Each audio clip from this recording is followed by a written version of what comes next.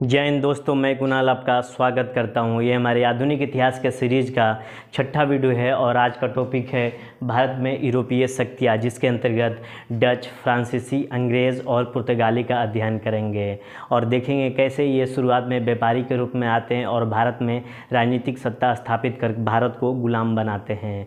लेकिन इतिहास के पन्नों को पलटे और पीछे जाकर देखें तो भारत को प्राचीनतम संस्कृतियों में गणना की जाती है और हर देश की तरह भारत में भी जो संस्कृतियाँ विकसित हुई वो नदी किनारे ही विकसित हुई, जिसके फलस्वरूप हमें सिंधु घाटी नदी के किनारे सिंधु घाटी की सभ्यता नज़र आती है। इसके बाद से हमारा इतिहास गंगा के मैदान में शिफ्ट होता है और वहाँ से वैदिक काल की शुरुआत होती है। उसके बाद धीरे धीरे कालक्रम के अनुसार भारत में बहुत सारे चक्रवर्ती और प्रतापी राजा होते हैं, जिसके अंतर्गत चंद्रगुप्त मौर्य, विक्रमादित्य, हर्षवर्धन आते हैं। इसी क्रम में प्राचीन इतिहास के क्रम में भी भारत पर विदेशी हमले होते रहे हैं, जिसके अंतर्गत हम लोग शक, हूण और कुषाण को देखते हैं। ये भारत में आते हैं और भारत का ही होकर रह जाते हैं, क्योंकि भारत की जो संस्कृति है इतनी बड़ी दयामय है, इतने बड़ा इसका फैलाव है कि वो जो यहाँ आता है वो यहीं का रह जाता है। भारतीय संस्कृति अपने में समा लेती है और इनका शक, हूण और कुषाण का वास्तविक स्वरूप हमें आज दिखाई नहीं देता। ये भारतीय संस्कृति में घुल मिल गए हैं। उसके बाद मध्यकाल में हम लोग प्रवेश करते हैं। मध्यकाल में प्रवेश के साथ हम देखेंगे कि मध्य एशिया और पश्चिमी एशिया से तुर्कों और अफगानियों का भारत के उत्तर पश्चिम हिस्से से भारत में हमला होता है। शुरुआत में इस्लामिक शक्तियाँ जो आती है भारत में लूटपाट करके सामान लाद कर ले चली जाती है अपने साथ, किंतु 10वीं शताब्दी के बाद से हम लोग दिल्ली सल्तनत की शुरुआत देखते हैं। इस क्रम में ये भारत में आते हैं और भारत का ही होकर रह जाते हैं और वहाँ से मध्यकाल में दो संस्कृतियों के मिलन से एक नई संस्कृति विकसित होती है, जिसे हम लोग गंगा यमुना तहजीब कहते हैं। उसके बाद से हम देखेंगे कि यूरोपीय शक्तियों का प्रवेश भारत में आता है और ये पैसे के लिए ही, केवल व्यापार के लिए भारत में आते हैं और भारत को गरीब करके चले जाते हैं। जो भारत की सोने की चिड़िया थी इसे खंगाल कर चले जाते हैं, इसे पूरी तरह नेस्तनाबूद करके चले जाते हैं। इसके कारण के रूप में हम लोग देखें तो कुस्तुनतुनिया पर तुर्कों का आक्रमण होता है और इस पर कुस्तुनतुनिया पर अधिकार कर लिया जाता है, जिससे जो व्यापारिक रास्ते भूमध्य सागर से थे उसको चोक कर दिया जाता है। इस वजह से क्या हुआ कि पश्चिमी यूरोपीय देश, जिसमें पुर्तगाल, स्पेन, ब्रिटेन और ये सब जितने भी देश होते हैं, फ्रांस, ये सारे देश पूर्व एशिया से और एशिया से व्यापार करने के लिए ललायित हो उठते हैं, क्योंकि इन्हें मसालों की आदत लग चुकी थी। इसलिए ये अपने नागरिकों को नए नए रास्ते खोजने के लिए विश्व के अन्य कोनों में भेजते हैं। इसी क्रम में अमेरिका और भारत की खोज होती है।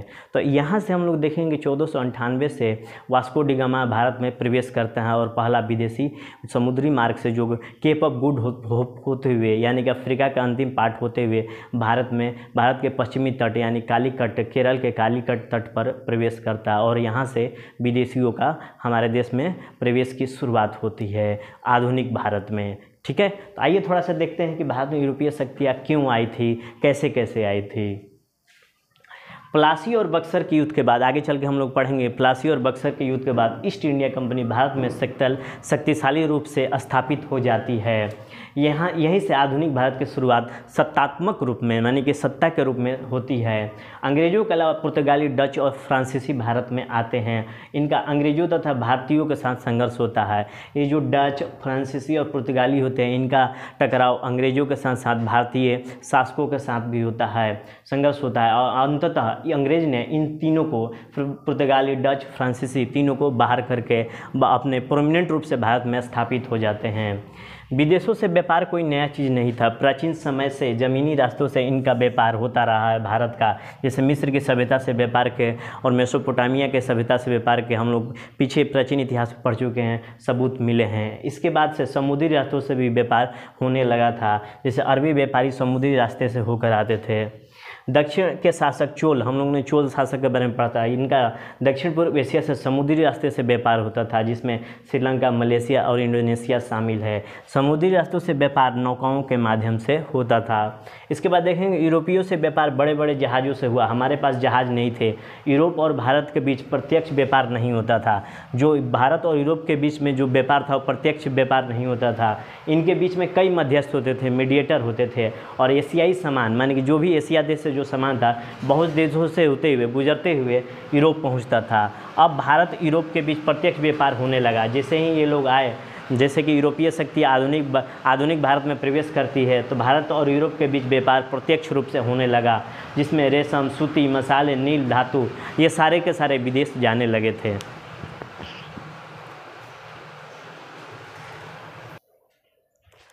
भारत और यूरोप के बीच में प्रत्यक्ष व्यापार होने लगा था, जिसके फलस्वरूप रेशम, सूती, धातु का भी व्यापार होने लगा था।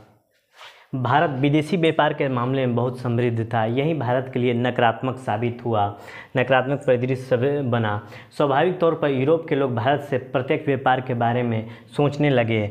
ठीक है, 15वीं शताब्दी तक भारत की बहुत ज़्यादा तूती बोलने लगी थी। इसका परिणाम हुआ कि यूरोपीय राष्ट्र भारत का पता लगाने लगे।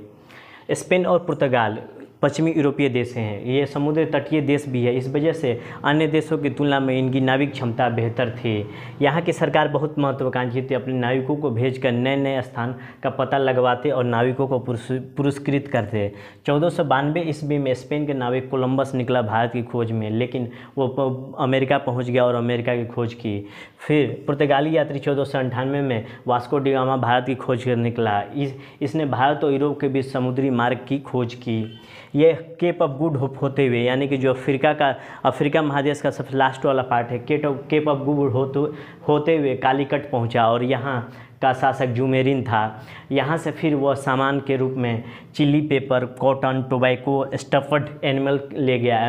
इसे 60 गुना दाम पर बेचा और 60 गुना लाभ कमाया। इससे दूसरी शक्तियाँ भी प्रभावित हुई, जो यूरोपीय राष्ट्र में थे वो प्रभावित हुए। भारत के अलावा यूरोपीय शक्तियाँ विश्व के अन्य भागों में भी पहुँची थी। भारत के अलावा जो भी अन्य देश थे, अन्य भागों में भी यूरोपीय शक्तियाँ पहुँची, जैसे north America, south America, Africa, जहाँ पर आइवरी और गोल्ड कोस्ट हुआ करता था। यहाँ पर गुलाम के व्यापार होने से मजदूर एवं श्रमिक मिल गए, यानी कि अफ्रीका में गुलाम का व्यापार होता था। इसके फलस्वरूप यूरोपीय देशों को मजदूर एवं श्रमिक मिले। ये जो दास होते थे, इनसे चाय, कॉफ़ी और रबड़ के बागान लगवाया गया, इनकी खेती करवाई गई थी।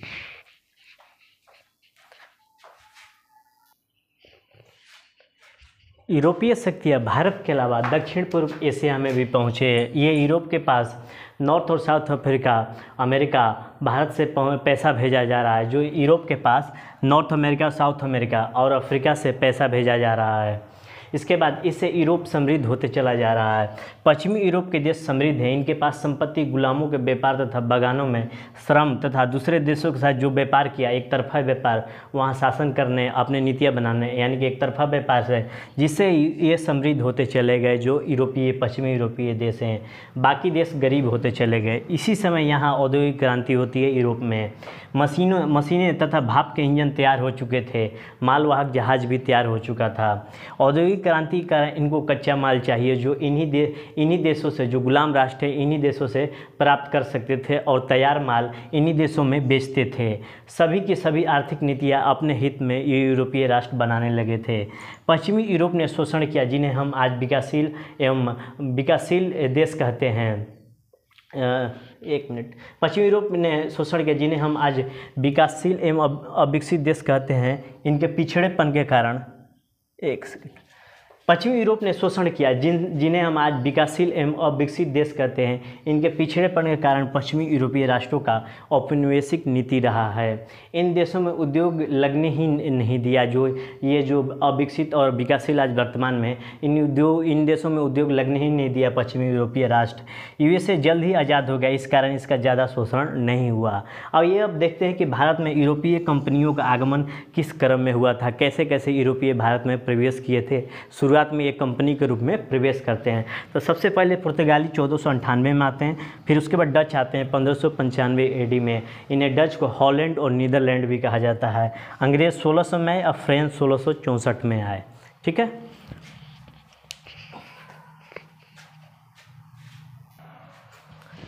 पुर्तगाल के संबंध में देखते हैं। ये पहला यूरोपीय था, जो उसके रूप में हम देखेंगे कि ये 1498 में भारत आता है।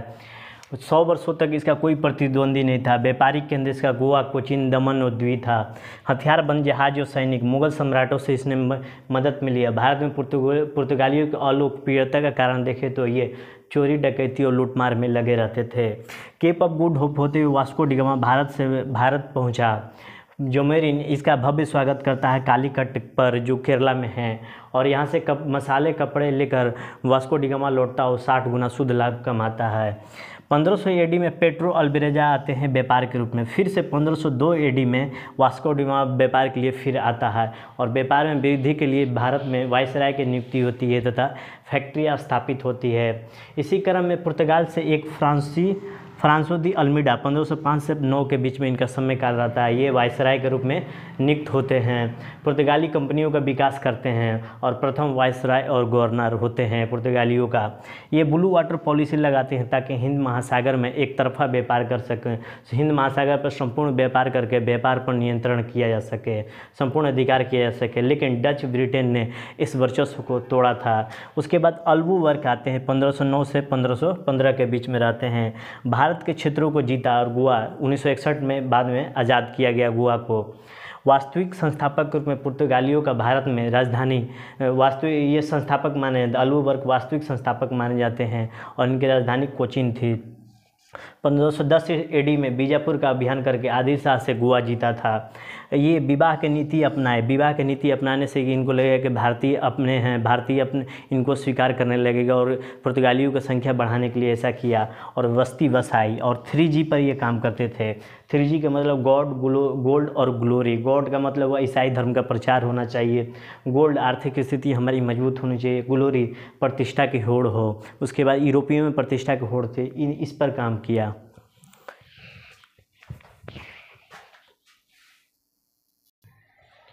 पुर्तगालियों के अगले गवर्नर वायसराय होते हैं नीनो डी कुन्हा। ये गोवा को कार्यालय बनाते और राजधानी बनाते हैं। 1535 में द्वीप और 1559 में दमन को जीतकर पुर्तगालियों के अंदर ला दिए। बाद में देखेंगे कि 1961 में ये सब आज़ाद होते हैं। प्रिंटिंग प्रेस के जनक अनानास, पपीता, गन्ने और तंबाकू खेती पुर्तगालियों के माध्यम से हमें जानकारी हुई। मुगल साम्राज्य का प्रभाव दक्षिण भारत और उत्तर पूर्व भारत पर नहीं रहा। इसी कारण यूरोपीय शक्तियाँ बड़ी मजबूती शक्ति से सामना न करने पड़ा। इसलिए इस कारण यूरोपीय शक्तियों को मजबूत शक्ति से सामना न करना पड़ा तथा यूरोप से आने का भी रास्ता यही था। इसलिए पुर्तगालियों ने भी दक्षिण को प्रवेश द्वार बनाया एवं धीरे धीरे संघर्ष होता रहा। लेकिन 1559 में वेडेरा का युद्ध होता है, ठीक है ना, 59 में, और यहीं से भारत ये चले जाते हैं। उसके बाद देखेंगे कि डच और हॉलैंड, नीदरलैंड, ये तीनों एक ही नाम है। डचों का पहला बेड़ा भारत में सन 1995 में पहुंचा था।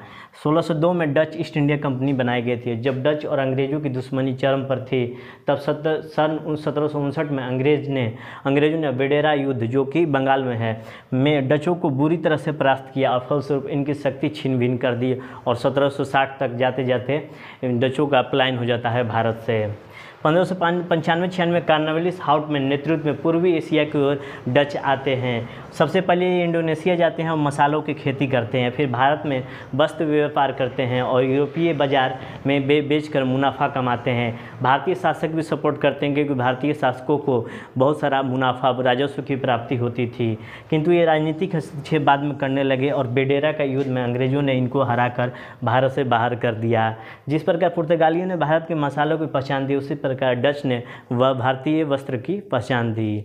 ठीक रहा। ये यूरोपीय शक्ति में हम लोग आज पुर्तगाली और डच के बारे में पढ़े। कल हम लोग फ्रांसीसी और अंग्रेज़ के बारे में विधिवत रूप से पढ़ेंगे और विधिवत रूप से आधुनिक भारत में हम लोग प्रवेश कर जाएंगे। ठीक है, आज भर के लिए इतना ही। आपके सहयोग के लिए धन्यवाद। नमस्कार, जय हिंद।